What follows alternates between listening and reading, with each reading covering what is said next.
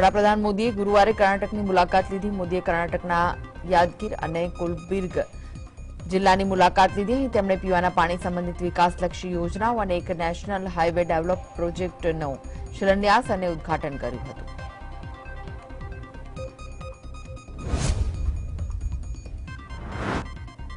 દિલ્હી વિધાનસભા સત્રના ચોથા દિવસે ભારતીય જનતા પાર્ટીના ધારાસભ્યો હળ દઈને વિધાનસભામાં પહોંચ્યા હતા.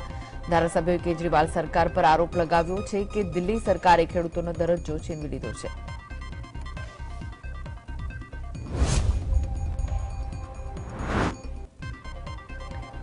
દિલ્હીની કાંજાવાલ ઘટના કે અન્ય મુદ્દાઓ પર સક્રિય રહેલી સ્વાતિ માલીવાલ અકસ્માતનો શિકાર બની. સ્વાતિ માલીવાલ દિલ્હી મહિલાઓના અધ્યક્ષ છે. ગુરુવારની મોડી રાત્રે એક કાર ચાલકે સ્વાતિ માલીવાલને કારથી લગભગ 10 થી 15 મીટર સુધી ખેંચી લીધી. આ ઘટના દિલ્હીના AIIMS પાસે બની હતી.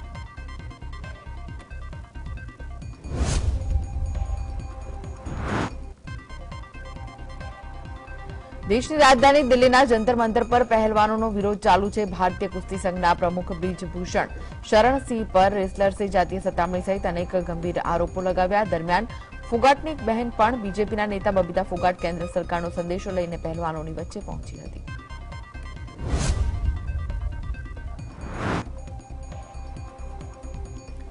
બિહારના શિક્ષણ મંત્રી ચંદ્રશેખર પ્રસાદની રામચરિતમાનસ પર ટિપ્પણી બાદ બિહારના રાજકારણમાં ગરમાવો આવી ગયો. હવે આ મામલે કોર્ટમાં પહોંચી ગયો છે આ મામલો અને ભાજપના યુવા મોરચા બિહાર પ્રદેશ અધ્યક્ષે પટના સિવિલ કોર્ટમાં શિક્ષણ મંત્રી ચંદ્રશેખર પ્રસાદ વિરુદ્ધ અરજી દાખલ કરી છે.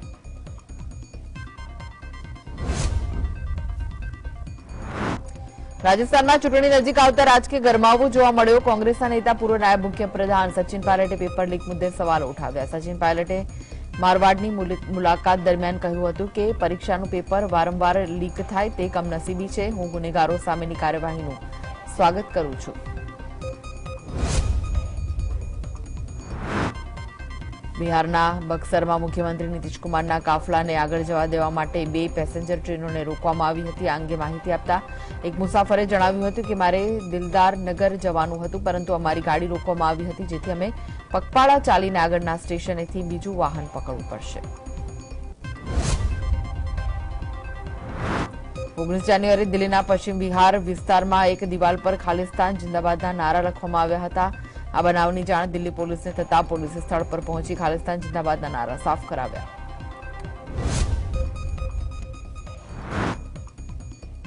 બિહારના મુખ્યમંત્રી નીતિશકુમારે તેલંગાણાના ખમ્મમમાં ભારત રાષ્ટ્ર સમિતિની મેગા રેલીમાં ગઠબંધન મામલે જણાવ્યું કે લોકસભાની ચૂંટણીમાં તમામ પાર્ટી એકજૂટ થઈને ભાજપને હરાવવાની વાતચીત કરી.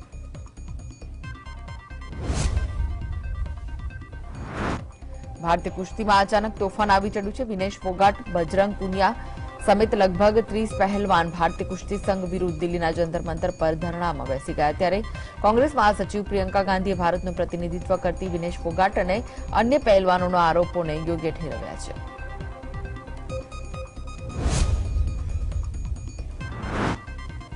દાવોસમાં વર્લ્ડ ઇકોનોમિક ફોરમ ચાલી રહી છે. આ દરમિયાન આરબીઆઈના પૂર્વ ગવર્નર રઘુરામ રાજને ભારતીય નાણામંત્રી નિર્મલા સીતારમણ અંગે મહત્વની ટિપ્પણી કરી. પત્રકાર સાથેની વાતચીતમાં રાજને કહ્યું કે સીતારમણ એક કપરું કામ સંભાળી રહ્યા છે. આરબીઆઈના પૂર્વ ગવર્નર રઘુરામ રાજન ભાજપના નેતૃત્વ હેઠળની કેન્દ્ર સરકારની મોટાભાગની નીતિઓના ટીકાકાર રહ્યા છે.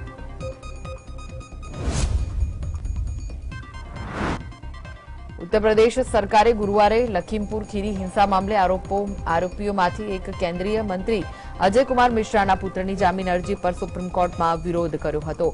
યુપી સરકાર તરફથી હાજર થયેલા ગરિમા પ્રસાદે આશિષના અપરાધને જઘન્ય અને ગંભીર ગણાવ્યો.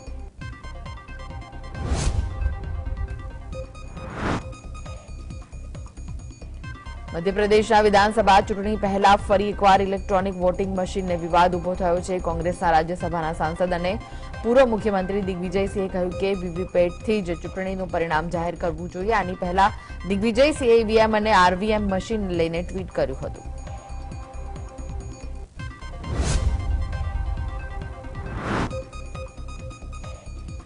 ભાજપના રાષ્ટ્રીય અધ્યક્ષ જેપી નડ્ડા 2 દિવસ પશ્ચિમ બંગાળના પ્રવાસે છે. આ અંતર્ગત જેપી નડ્ડા પશ્ચિમ બંગાળના નાદિયા જિલ્લાના માયાપુર સ્થિત ઇસ્કોન મંદિર પહોંચ્યા હતા અને ત્યાં ભગવાનના દર્શન અને પ્રાર્થના કરી હતી. આ દરમિયાન જેપી નડ્ડા સાથે બીજેપી પ્રદેશ અધ્યક્ષ સુકાંત મજુમદાર સહિત ભાજપના ઘણા વરિષ્ઠ નેતાઓ પણ હાજર રહ્યા.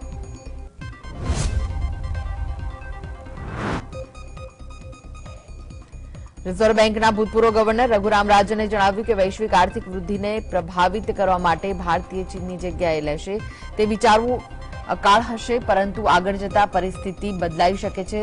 રાજને વર્લ્ડ ઇકોનોમિક ફોરમની એક પ્રેસ કોન્ફરન્સમાં જણાવ્યું કે ચીનની અર્થવ્યવસ્થામાં થોડો સુધારો પણ વૈશ્વિક વૃદ્ધિની સંભાવનાઓને વેગ આપશે.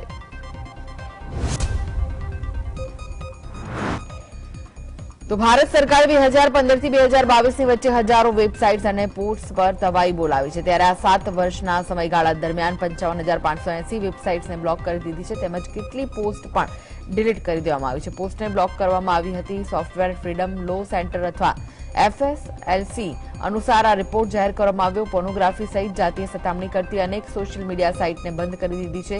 આ સાથે કેટલીક મોબાઈલ એપ્સ પણ બંધ કરી દેવામાં આવી છે. રિપોર્ટમાં કહેવામાં આવ્યું છે કે 7 વર્ષ દરમિયાન ભારત સરકારે વેબસાઇટ, સોશિયલ મીડિયા પોસ્ટ અને એકાઉન્ટ બ્લોક કર્યા છે. મોટાભાગની વેબસાઇટ આઈટી એક્ટની કલમ 69A હેઠળ બંધ કરવામાં આવી છે, જેમાં આઈટી એક્ટની કલમ 69A હેઠળ 26,474 URL બ્લોક કરવામાં આવ્યા હતા, જ્યારે 46.8% વેબસાઇટ કોપીરાઇટ ઉલ્લંઘન અને અન્ય મામલાઓમાં બંધ કરવામાં આવી. પોર્નોગ્રાફી અને બાળ જાતીય શોષણના કારણે અન્ય વેબસાઇટ્સ બંધ કરવામાં આવી હતી. ગાંધીનગરમાં કોન્ક્લેવમાં ઉપસ્થિત મુખ્યમંત્રી ભૂપેન્દ્ર પટેલે તમામ નગરપાલિકાના અધિકારીઓને આડે હાથ લીધા. લોકોની ફરિયાદો સાંભળ્યા બાદ મુખ્યમંત્રી ભૂપેન્દ્ર પટેલે લીડર્સને જણાવ્યું કે નગરપાલિકાઓની કાર્યપદ્ધતિ બદલવી પડશે. સીએમએ કહ્યું કે સરકાર નગરપાલિકાના નાણાં માફ નહીં કરે. નાણાં બચાવવા એ તમારા પર આધારિત છે, સિસ્ટમ બદલવાની નથી.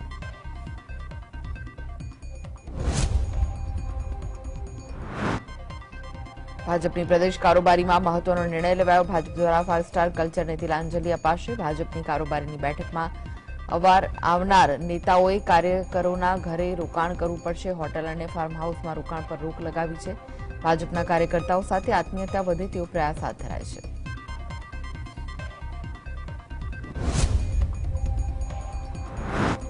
રાજ્ય સરકારના ગૃહ વિભાગે ભ્રષ્ટ પોલીસ અધિકારીઓ પર તવાઈ બોલાવી અને એક જ દિવસમાં 3 અધિકારીઓને સસ્પેન્ડ કરી દેવાયા. ડીજીના વહીવટદાર ગણાતા PIGH દહિયાને સસ્પેન્ડ કરાયા, જેમણે સ્ટેટ મોનિટરિંગ સેલમાં ફરજ દરમિયાન કબૂતરબાજીના મુખ્ય સૂત્રધાર બોબી પટેલ પાસેથી 30 કરોડ લીધા હોવાની ફરિયાદ થઈ હતી.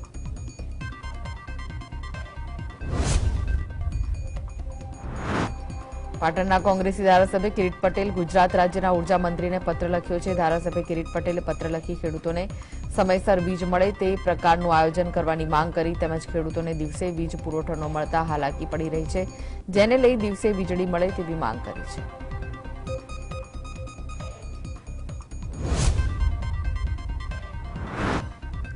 રાજ્યના કૃષિમંત્રી રાઘવજી પટેલને વડનગર તાલુકા પંચાયત પ્રમુખ પરેશ પટેલે તાર ફેન્સિંગ માટે પત્ર લખ્યો. પાક સંરક્ષણ માટે તાર ફેન્સિંગની મર્યાદા ઘટાડી 1 હેક્ટર કરવાની માંગ કરવામાં આવી. અમીર ખેડૂતો સાથે ગરીબ ખેડૂતોને પણ લાભ મળે તે માટે રજૂઆત કરાઈ. હાલમાં 5 હેક્ટર જમીન ફેન્સિંગ કરવા માટે સરકારી સબસિડી મળે છે. મહેસાણા જિલ્લામાં ખેડૂતોને મોટા ભાગે જમીન ટુકડામાં વધુ હોવાથી તાર ફેન્સિંગની મર્યાદા ઘટાડી 1 હેક્ટર કરવાની માંગ કરી છે.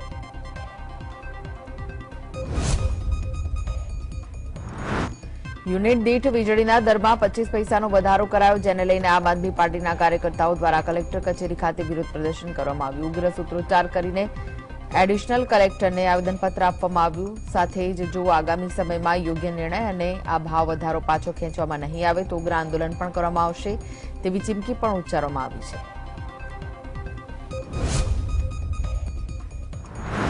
રાજકોટની કણસાગરા કોલેજમાં વિવાદ સામે આવ્યો. કોલેજના આચાર્ય ડોક્ટર રાજેશ કાલરિયાની લાયકાત ખોટી હોવાનો આક્ષેપ થયો. આ મામલે સીએમઓને વોટ્સઅપમાં ફરિયાદ કરવામાં આવી. કુંડલિયા કોલેજના પ્રોફેસર રતિલાલ ડોબારિયાએ આક્ષેપ સાથે ફરિયાદ કરી હતી. ડોક્ટર કાલરિયાએ સૌરાષ્ટ્ર યુનિવર્સિટીના એપેડેમિક ઓફિસરના ખોટા પ્રમાણપત્ર આપ્યાનો આક્ષેપ થયો છે. તો બીજી તરફ ડોક્ટર રાજેશ કાલરિયાએ કહ્યું હતું કે મારી ભરતી નિયમ મુજબ થઈ છે.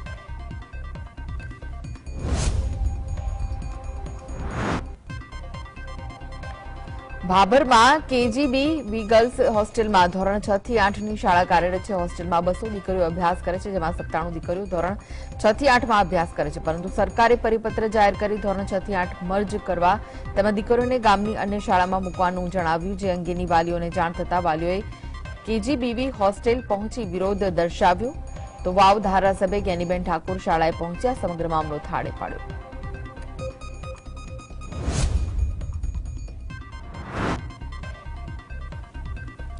રાજ્યમાં મેડિકલ ક્ષેત્રમાં નવી 570 બેઠકોમાં વધારો કરવામાં આવ્યો. આયુર્વેદમાં 7, હોમિયોપેથીમાં 1 નવી કોલેજને મંજૂરી મળતા 570 બેઠકો વધી. આયુર્વેદની 470 બેઠકો અને હોમિયોપેથીની 100 બેઠકો વધી છે. 21 જાન્યુઆરીથી છેલ્લો રાઉન્ડ શરૂ થશે. અગાઉ ખાલી પડેલી 707 બેઠકો પણ છેલ્લા ઓફલાઈન રાઉન્ડમાં સામેલ કરાશે. આયુર્વેદ અને હોમિયોપેથીમાં પ્રવેશ માટેની કાર્યવાહી અંતર્ગત આયુર્વેદની 175 અને હોમિયોપેથીની 3911 બેઠકો પર વિદ્યાર્થીઓને પ્રવેશની ફાળવણી કરવામાં આવી છે.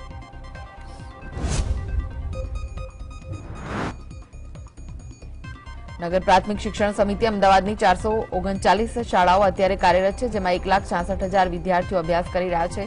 વડાપ્રધાન નરેન્દ્ર મોદીએ સ્વચ્છ ભારત અભિયાન ચલાવ્યું છે. તેને વેગ આપવા માટે સ્વચ્છતાનું મહત્વ વિદ્યાર્થીઓ નાનપણથી જ સમજે તે માટે સ્કાઉટ ભવન ખાતે સ્કાઉટના વિદ્યાર્થીઓ પાસે સ્વચ્છતા અંગે અને દેશપ્રેમ, રાષ્ટ્રપ્રેમ, અન્નનું સન્માન વગેરે જેવી પ્રતિકાત્મક પ્રતિજ્ઞાઓ લેવડાવી હતી અને આવનારા સમયમાં બધી જ શાળાઓમાં આ પ્રકારની પ્રતિજ્ઞા બધા જ વિદ્યાર્થીઓ લે તેવો એક નિર્ણય કરવામાં આવ્યો છે.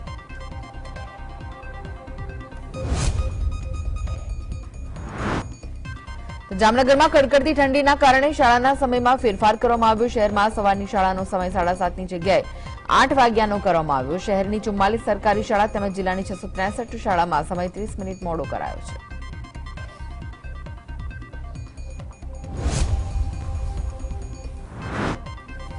કેન્દ્રીય સડક પરિવહન મંત્રી નીતિન ગડકરી ગુજરાતની મુલાકાતે આવ્યા હતા. મુલાકાત દરમિયાન ઉચ્ચ સ્તરીય બેઠકનું આયોજન કર્યું. બેઠકમાં નીતિન ગડકરી અમદાવાદ ધોલેરા એક્સપ્રેસ હાઈવેની સમીક્ષા કરી. 109 કિલોમીટર લાંબો અમદાવાદ ધોલેરા એક્સપ્રેસ હાઈવે અંદાજિત 4,000 કરોડ ખર્ચે તૈયાર કરવામાં આવશે. બેઠકમાં મુખ્યમંત્રી ભૂપેન્દ્ર પટેલે, CR પાટીલ સહિતના આગેવાનો હાજર રહ્યા હતા.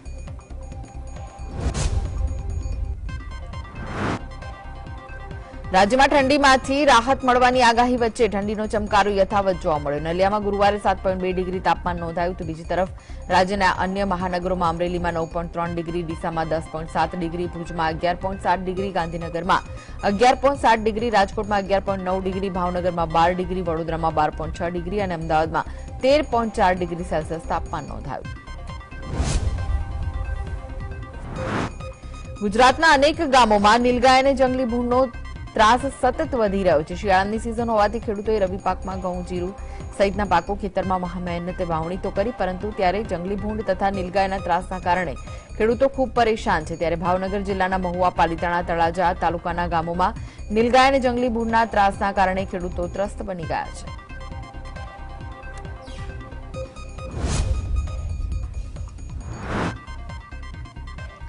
મહેસાણામાં કરોડોના ખર્ચે બનેલા સ્ટેડિયમનો વહીવટ ખાનગી વ્યક્તિ કરતા હોવાનો મહેસાણા શહેર કોંગ્રેસ સમિતિના પ્રમુખે આક્ષેપ કર્યો.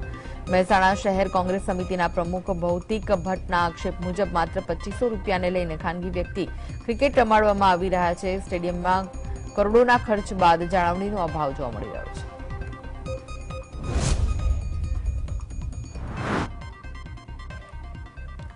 વડોદરાના ડભોઈમાં તંત્ર દ્વારા ગેરકાયદે દબાણો પર બુલડોઝર ફરી વળ્યું હતું. અક્ષર કોમ્પ્લેક્સની બહાર રોડ પર દબાણ કરવામાં આવ્યું હતું અને નગરપાલિકાએ નોટિસ પણ આપી હતી. નગરપાલિકા દ્વારા પોલીસને સાથે રાખી જુદી જુદી ટીમ બનાવી ગેરકાયદેસર દબાણોનો સપાટો બોલાવ્યો.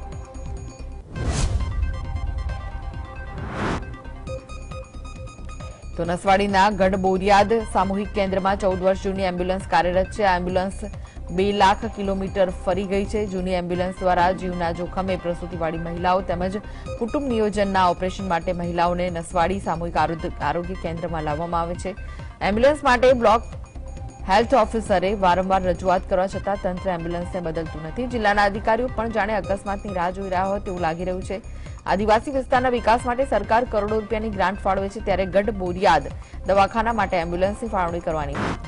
અમરેલીના કુકાવાવ ચોકડી પાસે બનાવેલો સંપ શોભાના ગાંઠિયા સમાન બન્યો છે. 2 કરોડ લીટર પાણીની ક્ષમતા ધરાવતો વર્ષ 2016-17માં નવો બનેલો સંપ 4 વર્ષથી કાર્યરત નથી. આ સંપ પ્રથમ લાઠીના ચાવંડમાં બનાવવાની યોજના તૈયાર કરી હતી. જોકે કુકાવાવ ચોકી પાસે સ્થળ ફેર કરવામાં આવ્યો હોવાથી સંપ ઉપયોગ વગરનો થઈ ગયો હોવાથી ફરિયાદો ઉઠી છે.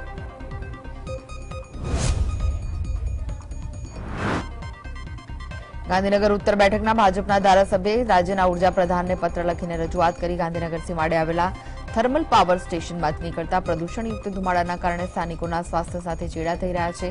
જેથી થર્મલ પાવર સ્ટેશનમાંથી નીકળતા ધુમાડાનો યોગ્ય નિકાલ થાય તેવું આયોજન કરવાનો ધારાસભ્યે પત્રમાં ઉલ્લેખ કર્યો છે.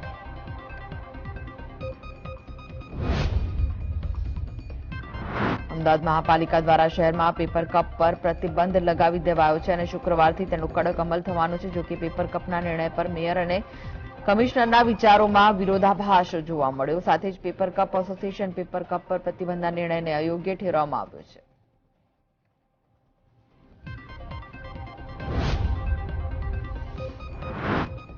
હાઈકોર્ટ બાદ હવે અમદાવાદ મહાનગરપાલિકાના સત્તાધીશોને પણ ઢોર પકડવા મુદ્દે તંત્રે નબળી કામગીરી કરી હોવાનું કહ્યું છે. એએમસીની સ્ટેન્ડિંગ કમિટીમાં રખડતા ઢોરનો મુદ્દો ચર્ચા કરવામાં આવ્યો. શહેરમાં ઢોર પકડવા 21 ટીમ કાર્યરત છે, જેમાં 24 કલાક કામગીરી કરે છે, પરંતુ રખડતા ઢોરની સમસ્યા ઠેરની ઠેર છે.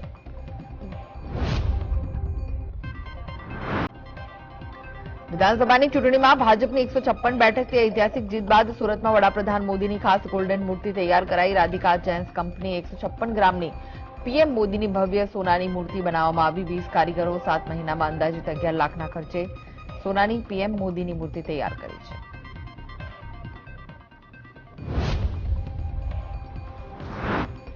અમદાવાદમાં 2 વર્ષ બાદ સંકલન સમિતિની બેઠક યોજાશે. 27 જાન્યુઆરીના રોજ સંકલન સમિતિની બેઠક યોજાશે, જેમાં ધારાસભ્યો, સંસદ સભ્યો અને અધિકારીઓ હાજર રહેશે. સંકલન સમિતિમાં તમામ ધારાસભ્યો પોતાના મત વિસ્તારના પ્રશ્નોની રજૂઆત કરશે. દર મહિને એકવાર યોજાતી સંકલન સમિતિ કોરોના કાળ બાદ પ્રથમ વખત યોજાશે.